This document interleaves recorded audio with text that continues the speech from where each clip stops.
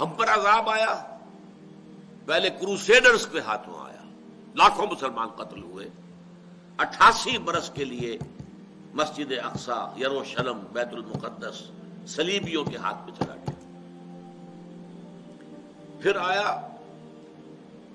عظیم ترین جو ہم پر آیا ہے عذاب اللہ کا، وہ آیا تاتاریوں کے ہاتھوں، کروڑوں مسلمان قتل ہوا، وہ لاکھوں کی بات نہیں ہے۔ یہ پہلا دور تھا ہم پر عذاب کا۔ پھر اس کے بعد دوسرا دور آیا، پورا عالم اسلام یورپی طاقتوں کا غلام بن گیا، انگریز آ گئے، ولندیزی آ گئے، فرانسیسی آ گئے، ہسپانوی آ گئے، ڈچ آ گئے، فلاں آ گئے، فلاں آ گئے، پورا۔ اس عذاب سے ابھی ہم نکلے ہی ہیں کہ اب جو اگلا عذاب جو ہے وہ ہم پر مسلط ہوا ہے، وہ مالیاتی استعمار جو ہے یورپ کا، مغرب کا۔ یہ جو ملٹی نیشنل کمپنیاں، globalisation, I M F, world bank, TRIPS, یہ سب کیا ہے؟ پوری دنیا کو اپنے شکنجے میں لینے کے لیے یہودیوں کی ساری ایجادات،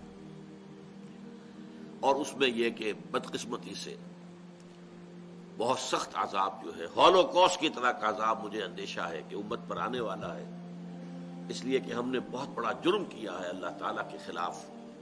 جب تک ہم انگریزوں کے، فرانسیسیوں کے، ہسپانویوں کے، اطالویوں کے غلام تھے، ہم کہہ سکتے تھے اللہ ہم کیا کریں، ہم غلام ہیں، ہمارے ہاتھ میں اختیار نہیں ہے۔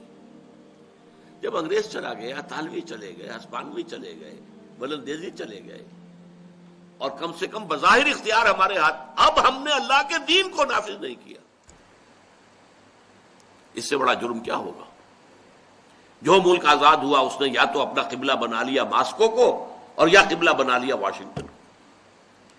مجھے اندیشہ ہے، ڈر ہے، خوف ہے کہ بہت بڑا عذاب، بہت بڑی سزا امت مسلمہ پر آنے والی ہے۔ اگرچہ اس کے بعد اور بھی دور فلک ہے ابھی آنے والے، ناز اتنا نہ کریں ہم کو ستانے والے، ٹیبلز ول بی ٹرنڈ۔